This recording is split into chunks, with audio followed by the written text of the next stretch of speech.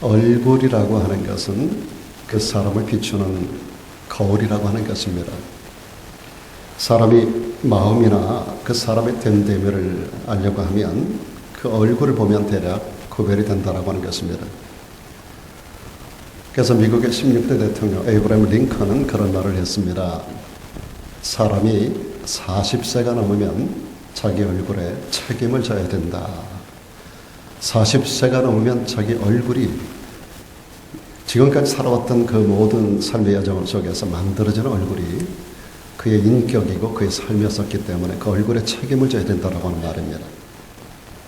여기 40 안 된 분도 있습니다만 40 넘으신 분들, 여러분 오늘 집에 가셔서 얼굴 한번 보시고 그 얼굴에 여러분들이 책임을 지셔야 됩니다. 얼굴은 선천적으로 타고나는 게 아니라는 것입니다. 일생을 살아가면서 어떻게 사는가에 따라서 후천적으로 조성되는 것이 사람의 얼굴이라고 하는 것입니다. 얼굴은 그의 인품이 빚어내는 평생의 작품인 것입니다. 그리고 그 인생의 예술이라고 말할 수 있습니다. 오늘 우리가 사도행전 6장과 7장 부분을 보고 있습니다만 6장 가운데 보면 스데반이라고 하는 사람이 초대교회 위대한 하나님의 사람으로 기록되고 있는데 이 사람이 큰 기사와 표적을 민간에 행합니다. 그리고 지역을 다니면서 전도를 하다가 그가 공회에 끌려오게 됩니다. 그리고 억울하게 고소를 당해요. 최종적으로 그가 우리가 알고 있는 대로 돌에 맞아 순교를 당하는 자리까지 나가게 되는데 여러분 사람이 돌로 칠 정도가 된다면 그 분위기가 얼마나 험한 분위기였었겠습니까? 그런 험한 분위기에서 그가 무슨 잘못한 것도 없는데 지역마다 마을마다 다니면서 병든 자를 고치고 귀신을 쫓아내고 그리고 사람들이 인생을 바꿔주는 그런 놀라운 일을 이뤘었던 그가 억울하게 공회에 끌려와서 불법적으로 재판을 받고 있는 장면입니다. 적대자들은 예수님을 살해하기 위해서 음모를 꾸며댔던 것처럼 이 하나님의 사람 이 스데반을 죽이기 위해서 온갖 계책을 동원해서 그를 고소하게 됩니다. 그의 죄목은 다른 게 아닙니다. 예수를 전하는 복음 전도자의 사명을 감당했다라고 하는 것입니다. 여러분 전도인들은 어떤 상황 가운데도 고난을 당하게 되어 있습니다. 예수 믿고 핍박이 없다고 하는 것은 내가 전도의 삶을 살지 않기 때문에 그렇다라고 하는 것으로 결론할 수 있습니다. 우리가 전도하지 않으면 나만 그냥 조용히 믿고 가면 절대로 핍박이라는 게 없습니다. 내가 믿고 보니까 누군가를 함께 더불어 예수를 믿게 하고 싶은 거예요. 내가 믿고 보니까 너무 좋은 거예요. 내가 믿고 보니까 천국이 너무나 확실한 거예요. 내가 가는 천국 누군가를 함께 가고 싶어 하는 거예요. 사람들을 바라볼 때 지옥을 향하는 그들의 걸음을 바라보면서 그들의 얼굴을 바라볼 때 너무 불쌍한 거예요. 그래서 우리가 자꾸 그들을 향해 손을 펴게 되는 거예요. 이게 바로 전도 행위로 나타나는 것인데 그러다 보면 원치 않는 가운데서 우리는 핍박을 당하게 되어 있는 것입니다. 그런데 이런 와중에서 사도행전을 기록하고 있는 누가가 스데반의 모습을 이렇게 설명하고 있습니다. 공회 중에 앉은 사람들이 다 스데반을 주목하여 보니 그 얼굴이 천사의 얼굴과 같더라라고 하는 표현을 하고 있습니다.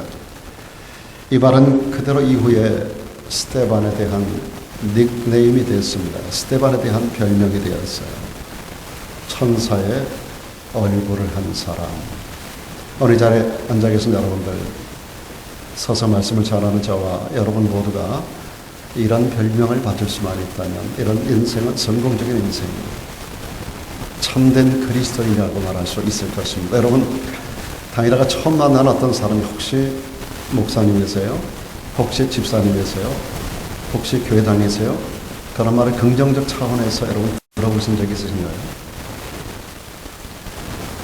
여러분들이 다니다가 혹은 만나는 사람들 가운데서 혹은 사업을 경영하고 캐시들을 찍고 하는 가운데서 많은 커스터머들을 만나고 많은 사람들 만나는 가운데서 여러분들이 과연 누군가를 통해서 혹시 집사님이세요? 교회 다니시죠? 뭔가 좀 달라요 라고 하는 말을 들어보셨는지 여러분에게 묻고 싶습니다. 누군가 나에게 억울한 말을 하고 나를 악의로 모함하고 살기가 등등해서 나를 잡아 죽이려고 하는 그런 사람들 앞에서 우리가 이렇게 천사의 얼굴을 보인다라고 하는 것, 여러분 스데반의 상황을 생각해 볼 때, 여러분 사람이 돌로 쳐 죽이고 돌에 맞아 죽을 정도의 상황이면 그 분위기가 얼마나 함상궂은 분위기였었겠습니까? 그런 가운데서 이렇게 천사의 얼굴을 보일 수 있는 사람, 이게 꾸민다고 되겠습니까? 그런 엄청난 상황 속에서 내가 천사의 얼굴을 지어야 되겠다, 웃어야 되겠다, 그래서 천사의 얼굴이 나오던가요? 아닙니다.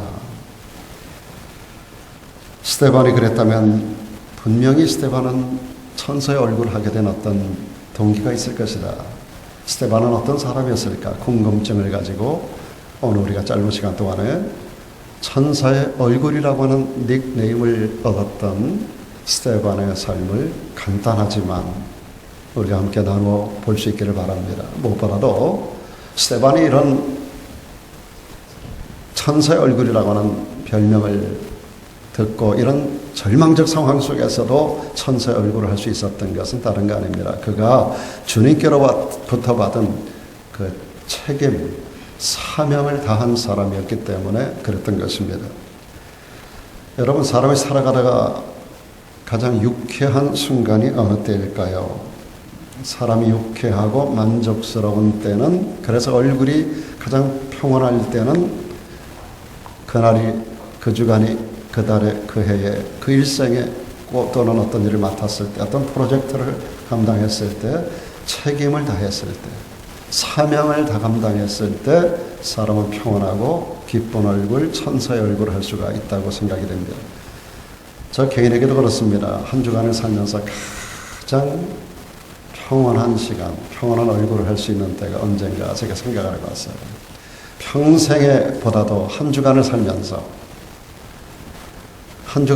내가 가장 천사의 얼굴까지는 몰라도 가장 그래도 평온한 얼굴을 가질 때가 언제일까?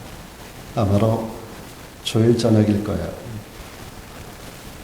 토요일 날 내 얼굴을 내가 못 봐서 잘 모르겠습니다만 토요일 날 저녁은 잔뜩 긴장하고 주일을 준비하기 위해서 원고에 매진하고 기도하고 내일 말씀을 전하는 일을 위해서 아주 올인을 합니다. 제가 주일 아침까지 그렇습니다. 여러분보다 적어도 몇 시간 더 일찍 일어나서 주일 예배를 위해서 기도하고 말씀에 집중하고 묵상을 하고 그리고 머리에 딱 세팅을 하고 그러고 나서 교회 옵니다. 교회 와서도 뭐 여러 가지 준비들을 많이 하죠. 다 하고 나서 그리고 나서도 또 여기 나오기 직전까지도 기도하고 그리고 말씀을 전하는데 굉장히 긴장하고 사람이 많고 적음이 중요한 게 아닙니다. 이 하나님의 말씀이 얼마나 중요한 것을 제가 알기 때문에요. 제가 말씀 한 번 전하는 일이 저에게는 마지막 순간이라고 생각하고 제가 말씀을 전하는 것이에요. 그래서 말씀을 준비하는 과정에서도 제가 조금도 방심할 수가 없어요. 그런데 주일 예배를 잘 인도하고 그리고 한날의 모든 교회 행사가 다 끝나고 그리고 저녁에 집에 갔을 때 그때 제 마음이 한 주간 동안에 가장 평온한 그러한 마음을 갖게 되고 이것이 아마도 얼굴로 나타나지 않겠나 하는 생각을 가지게 됩니다. 여러분, 스데반에게 주어진 사명이라고 한다면 크게 두 가지가 있을 것입니다. 교회 안에서의 사명이 있고 교회 밖에서의 사명이 있었어요. 교회 안에서의 그 사명은 뭔가? 우리가 복원해서 지난 시간에 말씀을 함께 나눴습니다마는 초대교회의 재정 문제를 담당하게 하기 위해서, 구제 문제를 담당하기 위해서 12사도가 너무나 폭발적으로 교인들이 많아지니까 자기들이 다 담당할 수가 없었던 거예요. 그래서 그 가운데 7명의 안수 집사를 선택을 합니다. 그 7명의 집사를 선택해서 그들에게 기름을 붓고 안수하고 그들에게 교회 재무 관련된 거 그리고 물질적인 모든 교회 전반적인 교회적인 치리적인 행사 그리고 구제 문제를 그들에게 다 떠맡기게 됩니다. 여러분, 초대교회 폭발적인 부흥하는 가운데 사람들이 선택했던 사람들 7명이었어요. 하나님께로 인정받은 사람들이고 모든 사람들에게로 인정받았던 사람 7명. 그 중에 제일 첫 번째 등장하는 이름이 스데반입니다. 당시에 12사도를 제외하고 일반 평신도들 전체에서 가장 존경받았던 사람이 스데반이었어요. 그는 교회 안에서 집사의 직분을 받으면서 사도들을 협력하는 일을 했던 거예요. 사도들의 사역을 돕는 탁월한 사역자들로 교회 안에서의 사명을 가장 잘 감당했던 사람이 바로 스데반이었던 것이죠. 그뿐만 아니라 그는 교회 밖에서 사명이 있었어요. 그것이 바로 전도하는 일이었습니다. 교회 안에서는 집사의 직분을 감당하여 교회를 살피고 목회자를 도우며 하나님 앞에 오는 모든 성도들을 섬기는 그 일에 충성스러웠고 가장 존경받았던 사람 스데반 집사님. 그런 교회 밖에서는 주님 주신 사명이 복음을 증거하는 일이었던 것이죠. 열심히 있는 전도자의 삶을 살았던 겁니다. 여러분, 전도는 우리 주님께서 부활하시고 승천하시면서 이 땅에 남겨준 가장 위대한 사명인 것입니다.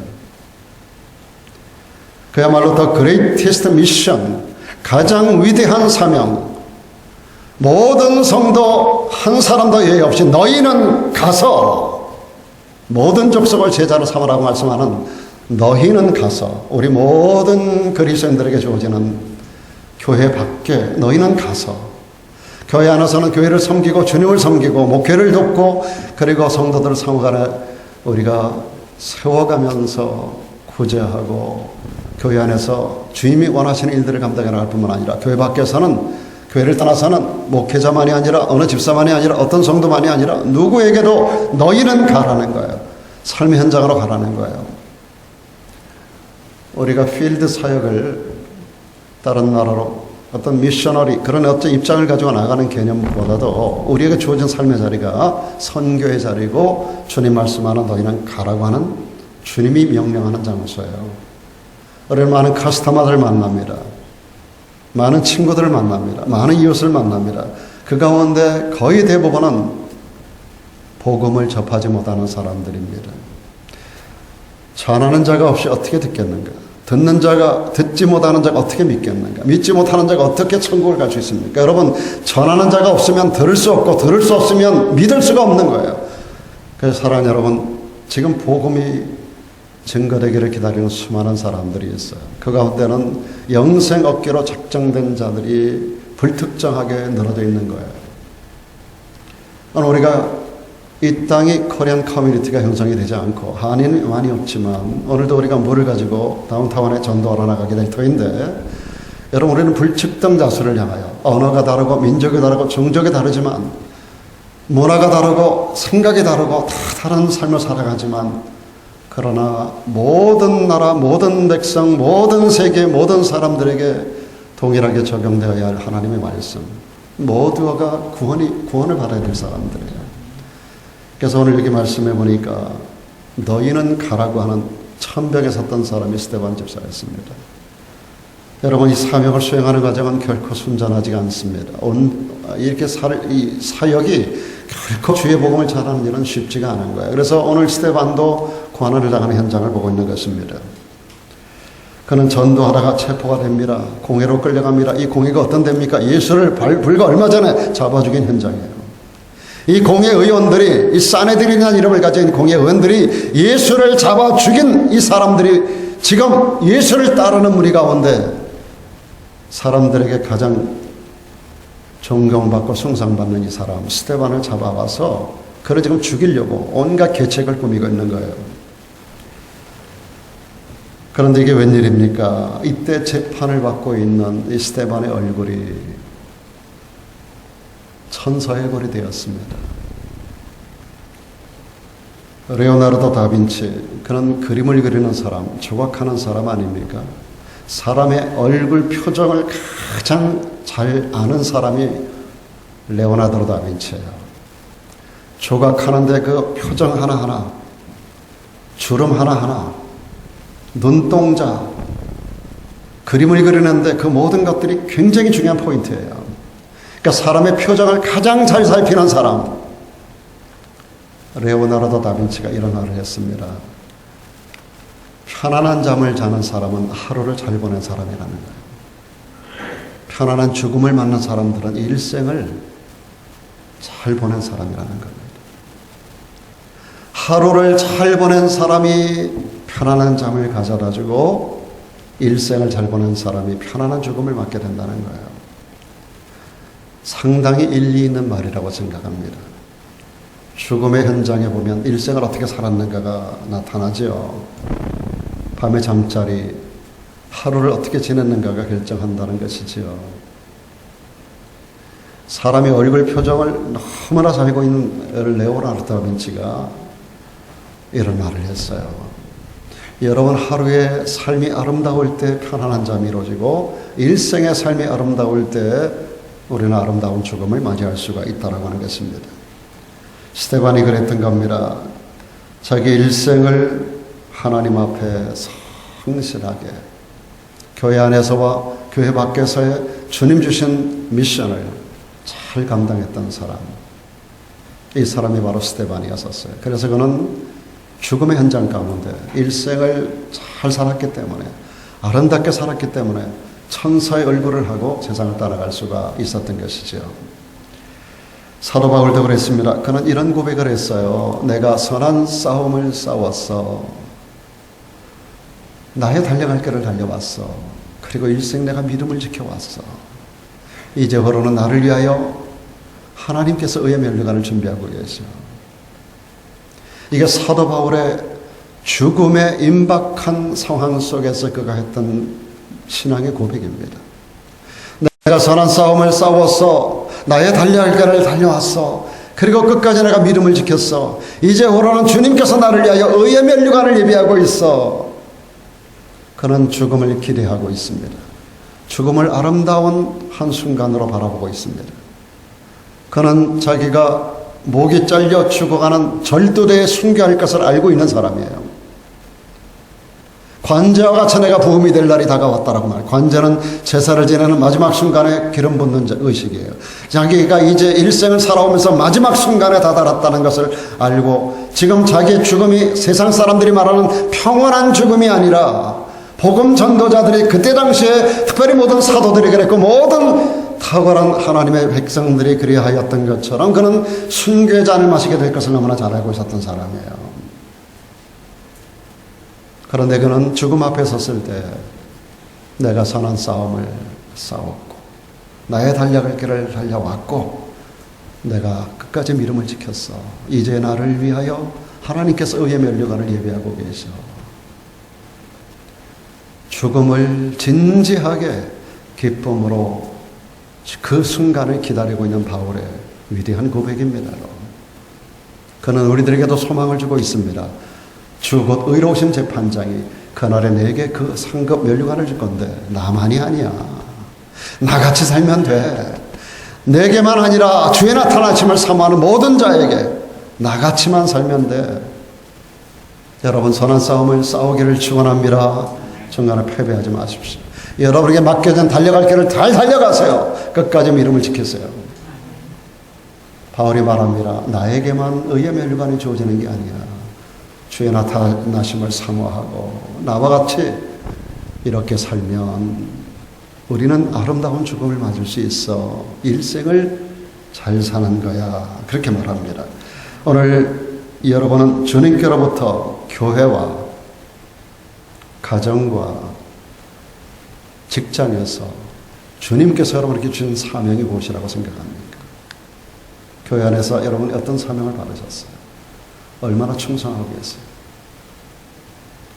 여러분 사업장에서 가정 안에서 어떤 위치, 어떤 포지션에서 어떤 사명을 받으셨어요? 오늘 여러분 생각을 해보셔야 돼요. 우리 스테반이라는 사람을 지금 공부하는 게 아니에요. 그의 삶을 반추하고 우리 자신을 비춰보는 거예요. 과연 나는 어떤가? 나는 내게 맡겨진 교회 안에서 사명의 자리에서 얼마나 충성하고 있는가? 교회 밖에서 전도인으로 혹은 가정 안에서 남편으로, 아내로, 자녀로, 부모로, 혹은 친구 관계 안에서, 혹은 우리의 모든 관계성 안에서 우리는 그 위치에서 하나님께서 우리들에게 주신 사명이 있단 말이에요. 이제 내 몸 하나 건사하고 내 몸 하나 잘 먹고 잘 살고, 그런 것은 여러분 세상 사람들이 추구하는 삶의 가치예요. 우리는 보다 영향력을 나타내는 삶을 살아야 돼요. 누군가에게 어떤 존재론가 다가가야만 돼요. 누군가에게 어떤 획을 그리고 살아가야 돼요. 우리의 삶은 하나의 점을 찍고 가는데 어떤 컬러의 점을 찍는가가 참 중요한 거예요. 우리가 이 땅을 스쳐 지나가고 나면 그것이 하나의 역사로 남습니다. 그때 그분은 이랬어 라는 평가가 우리 가운데 남아요. 여러분, 스데반에 대한 평가가 너무 아름다워서 우리도 그런 평가를 받을 수 있어야 되지 않겠는가. 주께서 이 시간 저 여러분에게 도전하고 계십니다. 스데반처럼, 그리고 사도 바울처럼 우리에게 맡기신 사명을 생각해야 돼요. 그리고 그의 얼굴이 천사의 얼굴이 되게 했던 가장 중요한 이유, 그가 사명을 잘 감당했기 때문이라는 사실을 기억하고, 나도 나에게 맡겨주신 사명 잘 감당하는 자가 되어야 되겠다라는 새로운 믿음의 결단이 이 시간에 일어나기를 축복합니다. 이것이 바로 천사의 얼굴을 했었던 스데반의 비밀스러운 모습입니다. 이렇게 사명을 받은 것을 끝까지 잘 감당했던 스데반, 그는 성령 충만한 사람이었었어요. 오늘 본문 7장 55절에 보면 죽음을 눈앞에 둔 스데반 집사님을 이렇게 묘사하고 있습니다. 스데반이 성령이 충만하여 하늘을 우러러 주목하여 하나님의 영광과 및 예수께서 하나님 우편에 서신 것을 보았다고 했습니다. 여기 그에 대한 중요한 표현이 스데반이 성령이 충만했다는 겁니다. 우리가 앞서 좀 전에도 말씀드렸던 7 집사를 선택하는 과정 가운데 보면 아무나 선택한 게 아니었었어요. 단지 돈이 많았기 때문에, 세상적으로 도덕적으로 훌륭했기 때문에 사람들이 추천했던 게 아니에요. 여러분, 7 집사를 선택하는 과정에 그들에게 자격 조건이 4가지가 있었어요. 그 중에 하나가 뭐예요? 성령 충만. 이게 첫째였었어요. 성령이 충만하고, 그리고 지혜가 충만하고, 그리고 믿음이 충만하고, 그리고 모든 사람들에게 칭찬받는 칭찬 충만이 있었어요. 이 4가지가 초대교회 7 집사가 되는 자격 조건이었었어요. 성령 충만, 지혜 충만, 믿음 충만, 칭찬 충만, 평판이 좋아야 된다는 거예요. 저는 많은 크리스천들이 평판이 안 좋은 걸 봐왔었어요. 교회도 평판이 안 좋으면 부흥이 안 됩니다. 아무리 누가 열심을 해도 교회가 평판이 안 좋으면 사람들이 안 와요. 여러분, 이거 잘 하셔야 돼요. 우리가 개인적으로도, 여러분 가정적으로도, 교회적으로도 평판이 좋아야 돼요. 가장 중요한 것은 성령 충만이 이 모든 것을 결정하는 거예요. 성령 충만이 지혜로 이어지고, 믿음으로 이어지고, 평판으로 이어지는 거예요. 오늘 저도 여러분도 성령 충만하기를 주 이름으로 축원합니다. 여러분, 스데반이 천사의 얼굴을 한 것은 다른 게 아니에요. 성령 충만을 통해서 나타났던 결과였었던 것입니다. 성령 충만은 2가지 경우를 통해서 주어지는 거예요. 하나의 경우는 사도행전 5장 32절에 보면 성령 충만 받는 비결을 하나님께 순종하는 삶이라고 정의하고 있습니다. 하나님께 순종한다는 것은 말씀 충만한 거예요. 말씀에 충만하여 말씀을 순종하는 거예요. 저와 여러분들은 말씀 충만하기를 축원합니다. 이것이 바로 하나님께 순종하는 삶이에요. 성령은 하나님께 순종하는 사람들에게 충만하게 부어진다라고 하는 사실을 말하고 있습니다. 성령은요, 말씀에 순종하는 사람을 붙들어 주십니다. 그들에게 은사를 줍니다. 그들에게 능력을 주십니다. 그래서 권능 있는 삶을 살아가도록 만들어 주시는 것입니다. 그렇다면 스데반은 주님을 영접하고 나서 죽는 날까지 말씀에 하나님께 순종한 삶을 살았던 것을 알 수가 있었던 것이에요. 또 한 가지, 성령 충만을 위해서 기도가 충만해야 돼요. 기도 충만한 삶을 살아야 돼요. 예수님은 아버지의 뜻을 이 땅 가운데 이루기 위해서 오셔서 30세의 공생애를 시작을 하십니다. 3년 동안의 공생애를 살아가는 가운데 제일 먼저 공생애를 시작하기 전에 그분은 광야로 이끌림을 받고 40일 동안에 그냥 굶은 게 아니라 금식 기도하셨어요. 40일 동안을 금식하고 기도하며 처절하게 나를 죽이고 그리고 아버지의 뜻을 그 심장 속에 그 모든 삶 속에 그 모든 인생 가운데 이 땅 가운데 모든 사역 가운데 하나님 주신 사명으로 채웠어요. 기도 충만하게 40일 동안 금식 기도하고 나서 주님께서 기도하신 다음 마귀에게 3번에 걸쳐서 시험 받으십니다. 그리고 시험을 물리치고 그리고 나서 나타난 2가지 현상이 있어요. 첫째가 천사가 와서 예수님을 수종드는 사건이 일어나요. 2번째가 성령 충만입니다. 마귀가 모든 시험을 당한 후에 얼마 동안 떠나고 나서 예수께서 성령의 권능으로 갈릴리로 돌아가십니다. 광야로 나가서 40일 동안 금식하시고 그리고 마귀를 내어 쫓고 그러고 나서 천사가 돕고 또 하나는 뭐예요? 성령의 권능으로 이 말은 성령 충만함으로 갈릴리로 이제 사역의 현장으로 들어가시는 것입니다. 여러분 기도가 충만한 자는 천사가 움직입니다. 기도하면 천사가 움직입니다. 기도하면 천사가 움직입니다. 기도하면 천사가 움직입니다. 그리고 여러분 기도가 충만하면 성령이 권능으로 임합니다. 성령 충만함이 나타나요. 성령으로 말하고 성령으로 행하고 성령의 능력으로 나타내는 성령의 사람이 될 수가 있는 거예요. 여러분 기도가 충만하기를 축원합니다. 여러분 여기 스데반 집사님이 그냥 성령 충만했던 게 아니에요. 사도행전 6장 가운데 그를 선택하는 첫 번째 자격 조건으로 성령 충만한 사람이었다고 한다면 그는 이 2가지가 늘 이루어졌던 거예요. 늘 말씀에 순종하고 기도가 충만해서 그 결과로 성령 충만한 자가 되었고 그것이 사람들에게 인정되었고 그래서 7명이 추천됐을 때 첫 번째로 추천이 되었고 그는 7 집사로 안수 받을 때 첫 번째로 안수를 받았고 그는 오늘 이 역사적 현장 가운데 주인공으로 좀 서고 있는 것입니다. 신앙생활 흐지부지 신앙생활 엉망진창 신앙생활 대충대충 하는 사람은 절대로 핍박이 없습니다. 오늘 스데반이 탁월했기 때문에 그가 핍박의 타겟이 된 거예요. 그래서 끌려온 거예요. 주님이 불법 재판을 받은 것처럼 그도 또한 불법적인 재판을 받고 그리고 처형되셨어요. 순교라는 이름으로.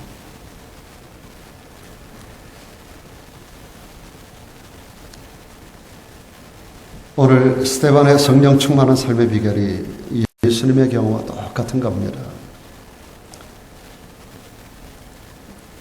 그랬을 때 성령 충만했었던 그의 얼굴이 천사의 얼굴이 되었던 거예요. 뿐만 아니라 스데반은 원수까지도 용서할 줄 아는 사람이었습니다. 여러분, 주변에서 가장 보기 싫은 얼굴이 어떤 얼굴일까요? 가장 흉악한 얼굴은 어떤 얼굴일까요? 보기 싫고 흉악한 얼굴은 아마 누구를 미워하는 얼굴 아닐까? 치게 하는 얼굴이 아닐까? 질투로 가득 찬 얼굴이 아닐까? 복수와 원한으로 가득 찬 얼굴이 아닐까? 그런 생각이 듭니다. 오늘 본문에서 전도하다가 돌에 맞아 죽어가면서 드렸던 스데반의 마지막 기도가 나와요. 스데반은 불법적으로 자기를 끌어다가 억울한 누명을 씌우고 돌로 때리는 사람들 앞에서 마지막으로 그가 하나님 앞에 드린 기도문이 나와요. 뭐라기로 했을까요? 무릎을 꿇고 크게 불러가로되 주여 이 죄를 저들에게 돌리지 마옵소서. 이게 그의 마지막 기도문입니다. 주여 이 죄를 저들에게 돌리지 마옵소서 하고 자니라 죽었다는 겁니다. 어디서 들어본 기도 같지 않습니까? 여러분 예수님께서 십자가에 못 박히실 때 당신을 불법적으로 체포하고 심판하고 사형을 언도하고 그리고 못을 받고 창을 찌르고 뺨을 때리고 침을 뱉고 모욕하던 그 모든 대상자들을 향하여 주님께서 십자가상에서 그렇게 기도하셨습니다. 아버지여, 저희를 사하여 주옵소서. 저들을 사하여 주옵소서. 저들은 저들이 하는 짓을 무슨 짓을 하고 있는지를 알지 못하나이다. 스데반 앞에 폭도들도 공회의원들도 똑같았었고 예수님 앞에 모든 사람들이 똑같았어요. 주여, 저들은 저들이 하는 짓을, 저들이 하는 일을 도무지 알지 못합니다. 그러므로 저들을 사하여 주옵소서. 스데반 집사님은 평소에 주님의 인격을 담겨야 했었던 겁니다. 하나님의 꿈이 나의 비전이 되고 예수님의 성품이 나의 인격이 되고 성령님의 능력이 나의 권능이 되고, 여러분 평상시에 이것을 실천했던 사람, 이게 바로 스데반이에요. 예수님의 성품이 나의 인격이 되는 거예요. 그 성품을 따라서 나의 인격을 만들었던 거예요, 스데반이. 그래서 주님의 기도가 저의 기도가 된 거예요, 죽음의 현장에서. 여러분, 마지막 죽음의 현장 가운데 이렇게 나를 돌로 쳐 죽이는 사람 앞에 그들의 죄를 용서해달라고 기도할 줄 있는 사람이 얼마나 될까요? 여러분, 스데반은 주님의 인격을 자의 인격으로, 자의 성품으로 만들었던 거예요. 오늘 저들 여러분들 예수를 믿는다는 개념이 바로 이런 거예요. 하나님이 꿈꾸는 것이 여러분의 비전이 되기를 축원합니다. 그분의 성품이, 그분의 인격이 여러분의 성품이 되고 여러분의 인격이 되기를 축원합니다. 성령의 권능은 말로만 하는 게 아니라 충만한 성령 충만을 통해서 우리의 삶 속의 권능으로 나타나야만 되는 것입니다. 그래서 스데반의 얼굴이 바로 천사의 얼굴이 되기 전에 예수의 얼굴이 된 거예요.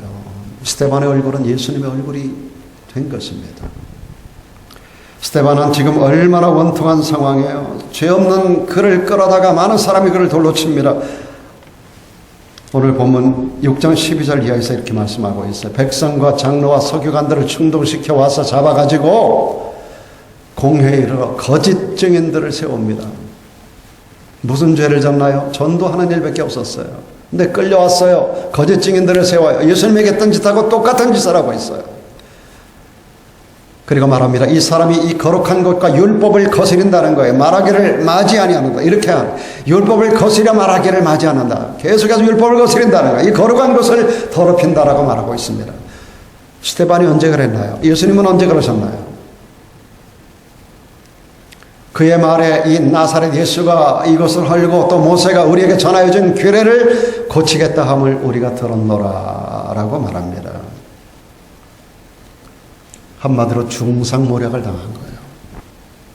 그런데 스데반은 자기를 시기하고 미워하고 중상모략하는 그 사람을 바라보지 않았습니다. 여러분을 미워하는 사람, 중상모략하는 사람, 여러분에게 고난을 안겨다주는 사람, 그 사람을 바라보지 마십시오. 그 뒤에 계신 하나님을 보실 수 있어야 돼요. 오늘 이 스데반은 이 순간에도 주님을 바라보고 있었습니다. 여러분이 고난을 당할 때, 고난을 안겨주는 사람들을 대할 때 이 원리를 배우시기 바랍니다. 사람을 바라보지 마세요. 주님을 바라보세요.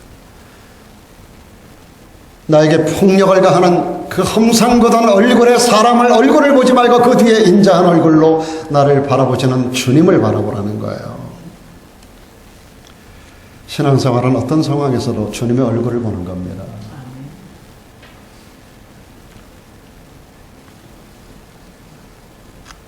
(7장 55절에) 스데반이 성령이 충만하여 하늘을 우러러보고 있었어요.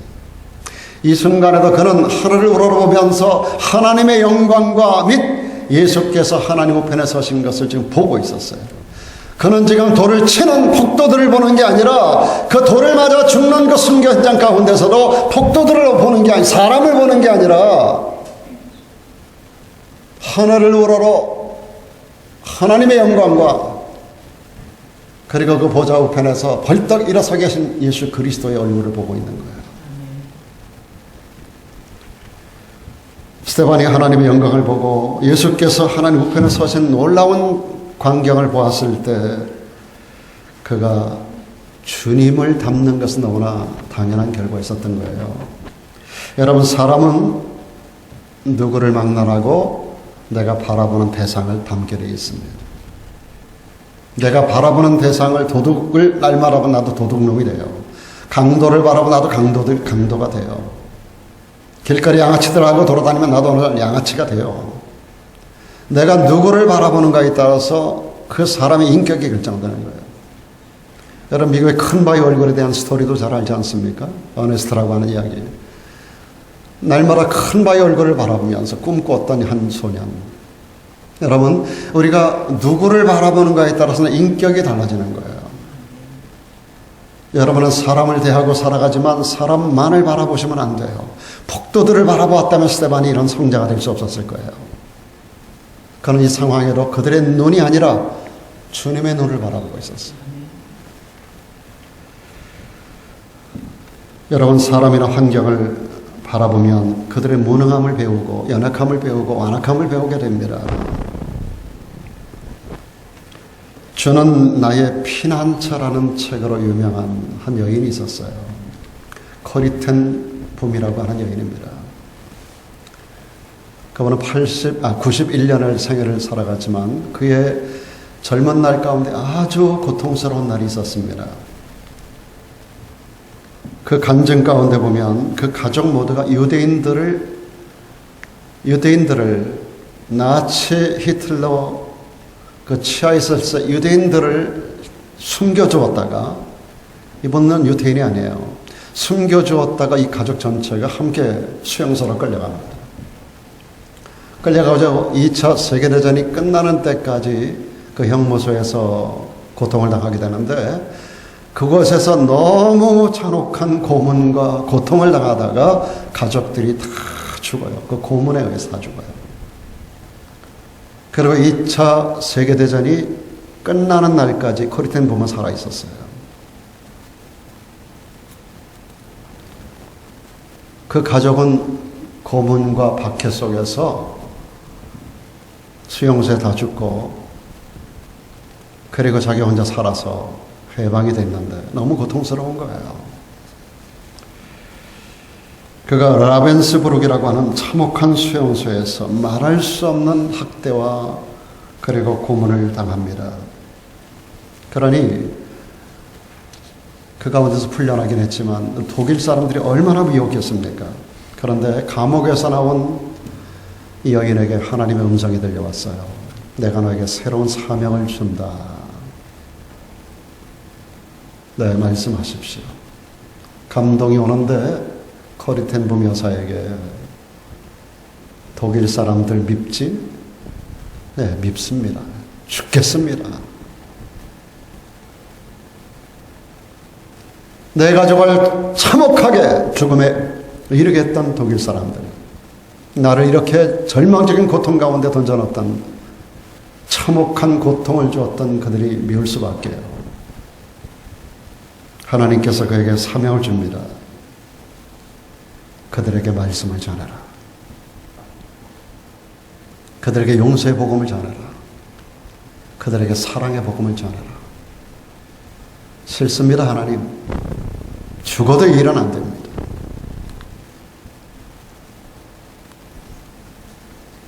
고통하고 고민하고 그런 가운데서 하나님의 음성을 받아들입니다.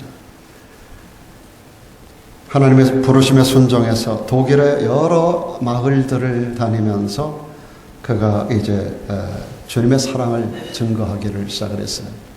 용서의 복음을 선포합니다. 예수 그리스도의 사랑을 증거합니다.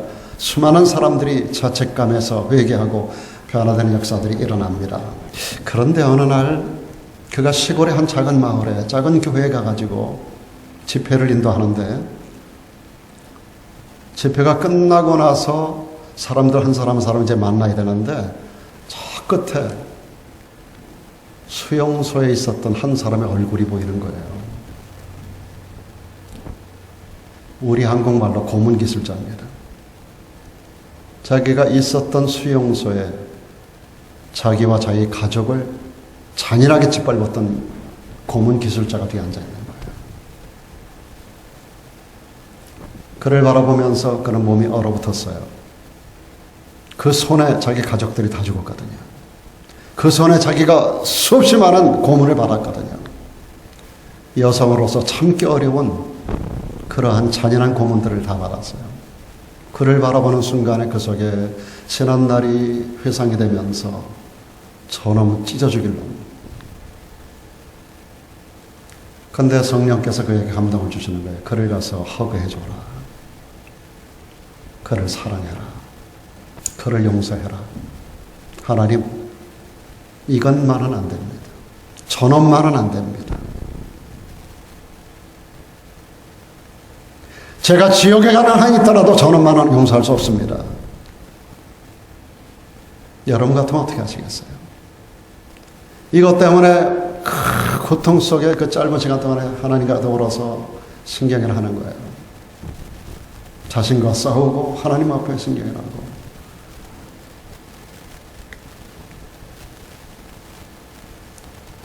그런 가운데 결국은 자기를 꺾고 손을 내밀기로 마음을 결정했습니다. 사랑하는 마음은 없어요. 그러다 보니까 어느덧 그 사람이 자기 앞에까지 와 있는 거예요.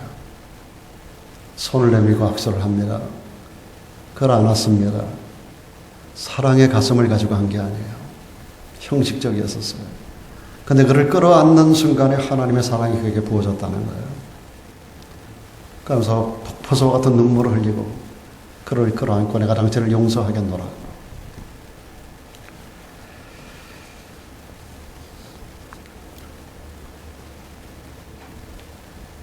고리텐 봄은 솔직히 그를 용서할 수 없었고 사랑할 수 없었어요. 그러나 하나님 말씀 앞에 순종하기를 결단했을 때 그는 사랑할 수 있는 능력, 용서할 수 있는 능력을 주님께로부터 부여받게 되었던 겁니다. 그는 이때 일을 회고하면서 그의 책에 주님은 나의 피난처라는 책에 마지막 부분에 이런 인상 깊은 내용을 기록합니다. 하나님의 명령을 수행할 수 있는 능력은 순종을 통해서만 가능하다. 우리는 사랑할 수 없다고 말합니다. 우리는 용서할 수 없다고 말합니다. 그러나 우리가 하나님 명령에 순종하여 사랑하고 용서하기로 결심하면 주님은 우리에게 사랑할 수 있는 능력, 용서할 수 있는 능력을 주신다라고 하는 것입니다. 여러분, 스데반도 인간인데 자기를 시기하고 모함하고 돌로 치는 사람들이 왜 밉지 않았겠습니까? 그러나 그는 그 순간에도 그의 눈은 하늘을 향하고 있었습니다. 그의 얼굴은 하늘보다 우편에 서 계신 예수 그리스도를 바라보고 있었습니다. 그의 귀는 주님의 음성을 듣고 있었습니다. 그럴 때 주께서 그를 핍박하고 죽이는 원수들을 용서할 수 있는 마음을 주셨던 겁니다. 주여, 이 죄를 저들에게 돌리지 마옵소서. 복도들을 향해서 용서를 선포하는 그의 얼굴이 천사의 얼굴이 되었던 것이죠. 이때 스데반을 바라보았던 주님의 모습이 아주 인상 깊게 기록되고 있습니다. 여러분, 여기 보시면 스데반이 성령이 충만하여 하늘을 우러러 바라볼 때 하나님의 영광만 본 게 아니라 주님이 벌떡 일어서셨어요. 하나님 보좌 우편에 계신 예수 그리스도께서 그가 이 절박한 마지막 순교 현장 가운데 하나님을 향하여 우러러 하늘을 바라볼 때 하나님의 영광과 더불어 하나님 보좌 우편에 앉아 계셨던 그분이 벌떡 일어서셔서 이 아름다운 사람 스데반, 이 영광스러운 하나님의 사람 스데반, 그 스데반을 영접하게 하여 두 손을 벌리고 벌떡 일어서신 거예요.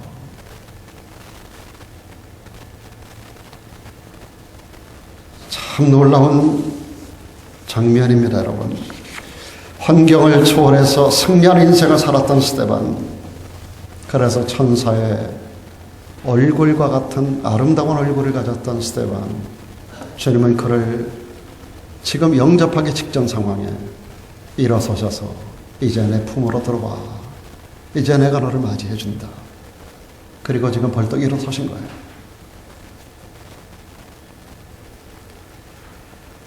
오늘 스데반 앞에서 우리 얼굴은 이웃들에게 어떤 모습의 얼굴을 가지고 있는지, 내 얼굴은 어떤지 한번 스스로 물어보시면 좋겠습니다. 우리를 만난 어떤 이웃이 우리에게 이렇게 말해준다면 우리는 성공적인 인생을 산 사람일 겁니다. 당신의 얼굴을 보니 천사의 얼굴 같습니다. 마지막 한 가지, 우리는 이 사건의 실명이 언급된 또 한 사람의 이름을 발견할 수 있습니다. 굉장히 중요한 발견입니다. 마지막 부분에 와서 또 한 사람의 실명이 언급되고 있습니다. 스데반의 순교의 현장에 불특정 다수가 그를 모함하고 공격하고 돌로 쳤지만 그 가운데 이름이 기록된 사람이 하나가 있어요. 그 이름이 바로 사울이라고 하는 청년입니다. 저희가 큰 소리 지르며 귀를 막고 일심으로 그에게 달려들어 성 밖에 내치고 돌로 때릴 때, 돌로 칠 때 증인들이 옷을 벗어서 사울이라고 하는 청년에게 맡기고, 너무너무 씩씩거리니까 옷 저고리를 다 벗은 거예요. 다 벗어가지고 한 사람에게 맡겼는데 그가 이 전체를 지휘한 사람이에요. 사울은 폭도 중의 괴수입니다. 스데반을 때려 죽인 현장의 지휘자예요. 그의 이름이 여기 실명으로 기록되면서 이 말씀이 끝나요. 굉장히 중요한 이야기입니다, 여러분. 이 사울이 누굽니까? 그 위대한 사도 바울입니다. 그는 이후에 세계 선교 초석을 놓았고 기독교 뼈대를 놓은 사람입니다. 기독교 역사의 가장 위대한 인물로 기록된 사람 바울. 스데반의 마지막 임종의 모습에서 보여준 천사의 얼굴이 사울에게 가장 강력한 인상을 남겼고요. 이후에 그는 위대한 인물이 되게 되었던 겁니다. 실로 사도 바울은 스데반의 순교의 위대한 작품입니다.